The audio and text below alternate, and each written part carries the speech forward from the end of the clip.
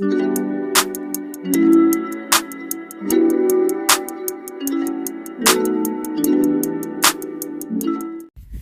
hello everyone and welcome back to my channel. So in today's video, I'm going to be showing you all how I do the proper form placement on the nail so that way you can to build it out. So let's go ahead and get into the video.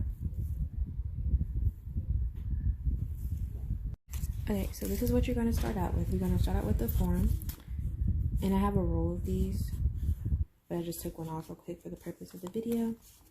So you're going to take the form off from here, just like that. And then you want,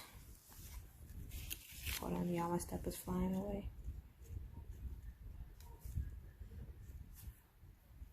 Okay, and then you want to go in and grab this here. And you're going to take this and place it on the nail, on the form. And you want to do it in the middle still, but place it about that far down. Okay?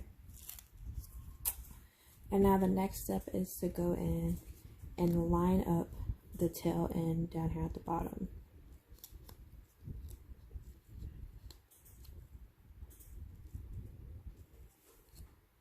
Okay, so just like that, that's the easy way to do it, right?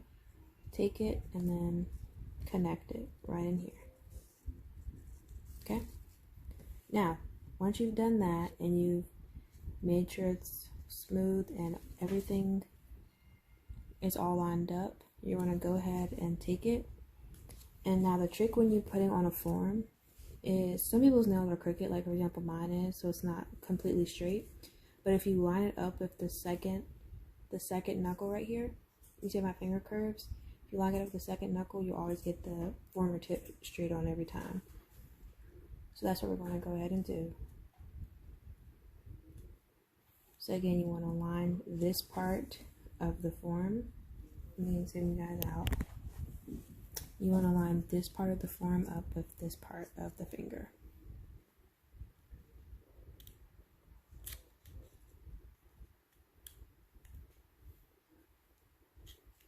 Okay?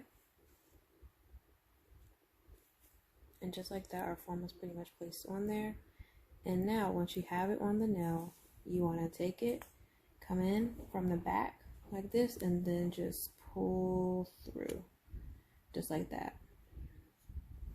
Because now your form is secure. And you see how the skin is placed on the form? You don't want the form to be overlapping the skin too much that there's like a gaping hole, because you don't want for your product to be falling over and then getting down here into the folds.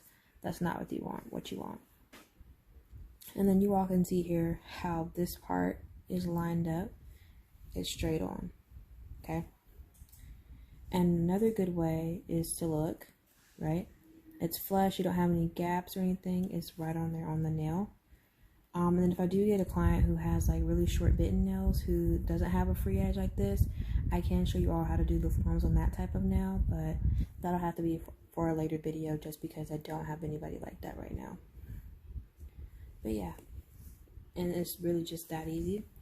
And then another tip is whenever you're getting ready to go ahead and do the nail, so based upon how long the client wants the nail, so you'll see on the side right here, it says small, medium, long, extra long, extra long right there.